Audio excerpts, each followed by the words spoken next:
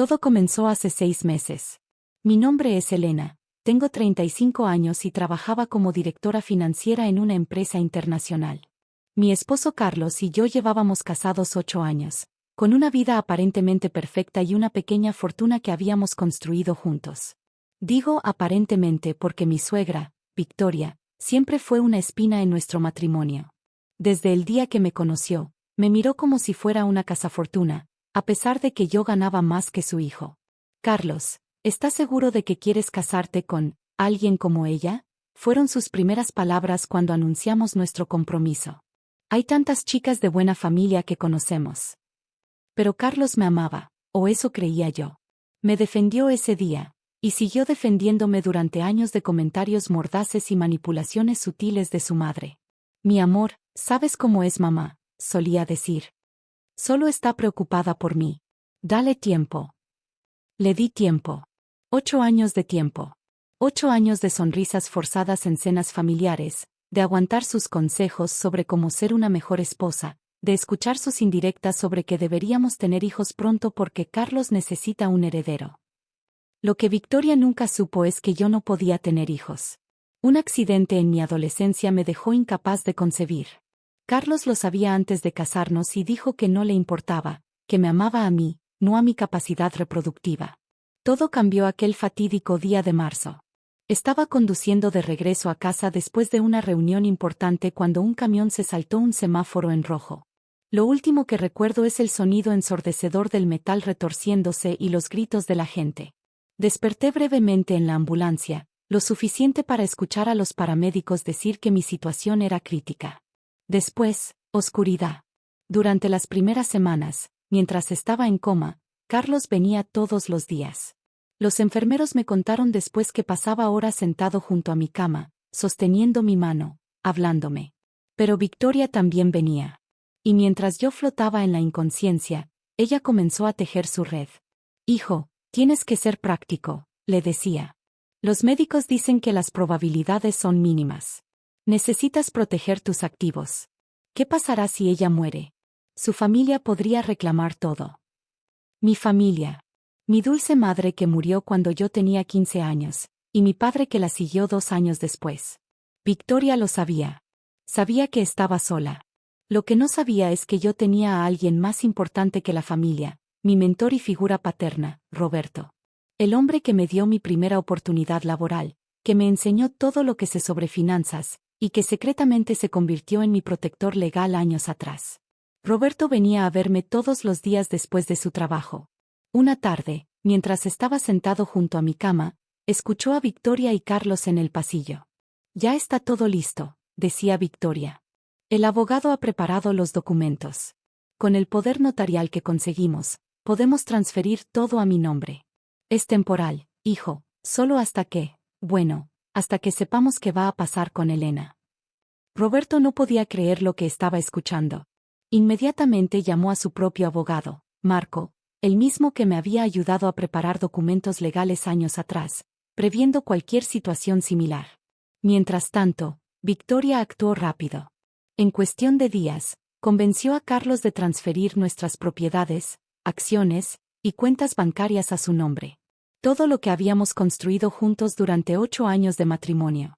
Es lo mejor, hijo, decía mientras firmaban los papeles. Ella nunca despertará. Los médicos lo han dicho.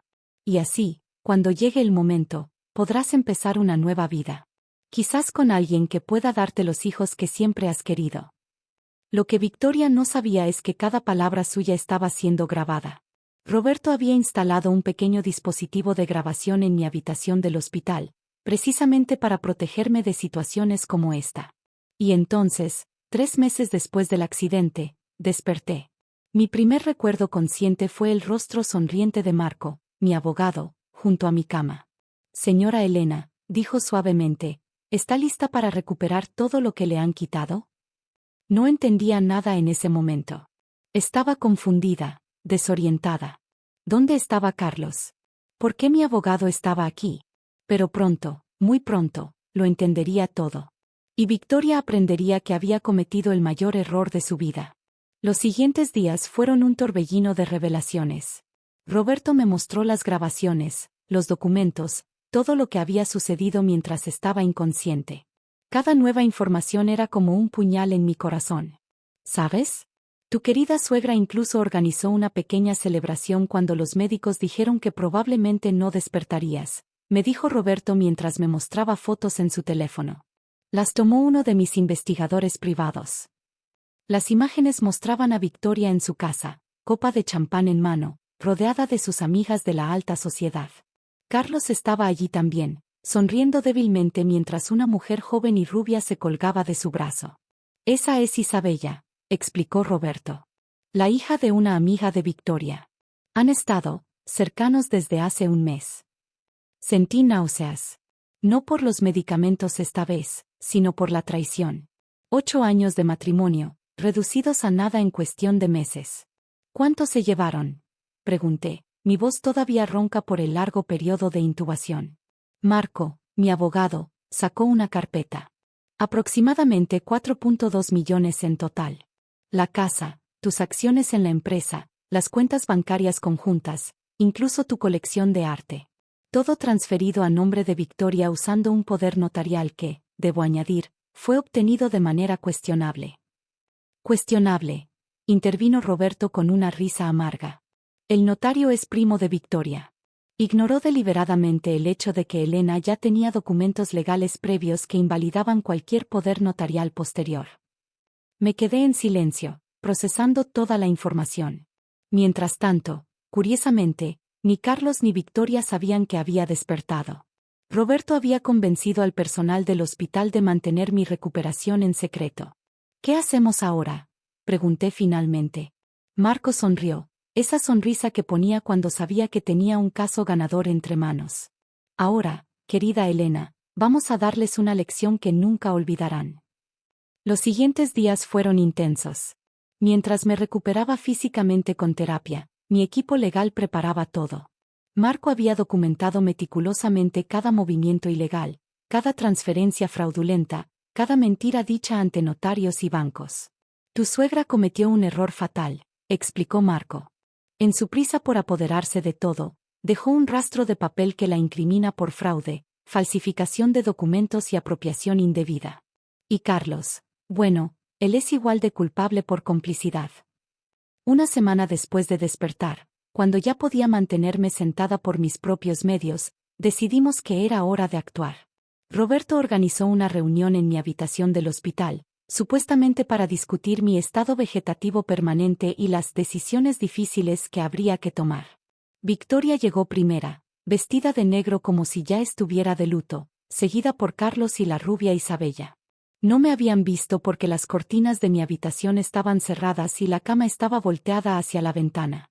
Doctor, comenzó Victoria con voz solemne, ¿nos ha llamado para discutir el final? En cierto modo, respondió Roberto, quien se hacía pasar por médico. Hay algunas decisiones importantes que tomar sobre Elena.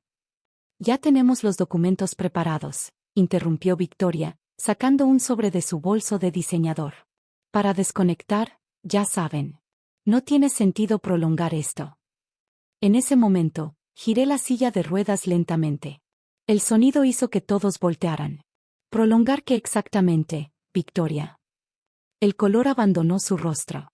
Carlos dejó caer el vaso de café que sostenía. Isabella dio un paso atrás, confundida. Esto es imposible, balbuceó Victoria. Los médicos dijeron que nunca despertaría. Completé su frase. ¿Qué podrías quedarte con todo lo mío? ¿Qué Carlos podría empezar una nueva vida con alguien que sí pudiera darle hijos? Carlos dio un paso adelante. Elena, mi amor, puedo explicarlo. ¿Explicar qué?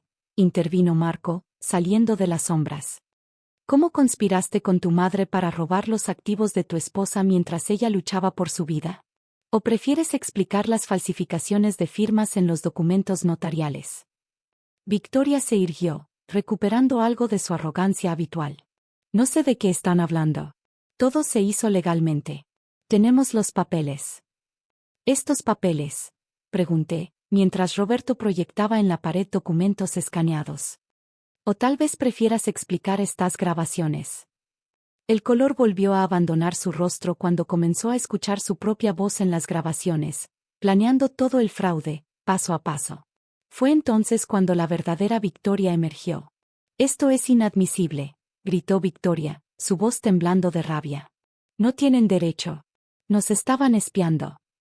Marco sonrió tranquilamente. En realidad, teníamos todo el derecho. La habitación del hospital estaba bajo vigilancia legal autorizada por la tutora legal de Elena, ella misma. Los documentos que firmaron son nulos porque Elena ya había establecido legalmente que, en caso de incapacidad, solo Roberto podría tomar decisiones en su nombre. Carlos se dejó caer en una silla, su rostro pálido. «Mamá, ¿qué hiciste?» «Lo que tenía que hacer», gritó Victoria. «Esta mujer nunca fue suficiente para ti. Ni siquiera puede darte hijos». Isabella, que había estado observando todo en silencio, dio un paso hacia la puerta. «Carlos, creo que mejor me voy». «Sí, Isabella», dije suavemente. «Deberías irte. Pero antes, ¿sabías que Carlos está técnicamente en bancarrota? Todo lo que crees que tiene está a nombre de su madre, y pronto, ni siquiera eso». Roberto sacó su teléfono y realizó una llamada. «Pueden entrar». La puerta se abrió y entraron 2 oficiales de policía y un representante del banco. «Señora Victoria Mendoza», comenzó uno de los oficiales, «está bajo arresto por fraude, falsificación de documentos y apropiación indebida de bienes». «No pueden hacer esto. Soy Victoria Mendoza. Mi esposo es juez». «Era juez», corrigió Roberto. «Hasta que presentamos evidencia de su participación en otros casos de fraude.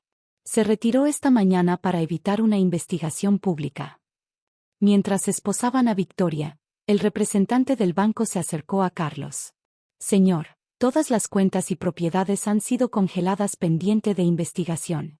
Necesitaremos su cooperación para revertir las transferencias fraudulentas». Carlos asintió débilmente, finalmente entendiendo la magnitud de lo que había hecho. Se volvió hacia mí, lágrimas en los ojos. «Elena, por favor, podemos arreglar esto. Te amo». «Amarme», respondí, mi voz tranquila pero firme. «Carlos, el amor no es robar a alguien mientras está en coma. El amor no es planear desconectar a tu esposa para quedarte con su dinero. Y ciertamente, el amor no es engañar a alguien con la primera mujer que tu madre te presenta».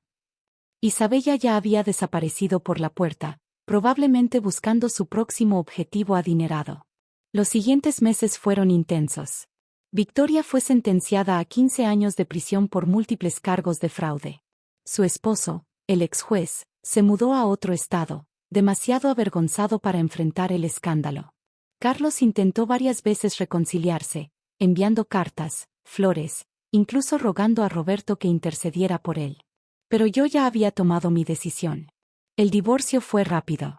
Con toda la evidencia de fraude y engaño, mis abogados no tuvieron problemas en asegurar que recuperara todo lo que era mío, más daños y perjuicios.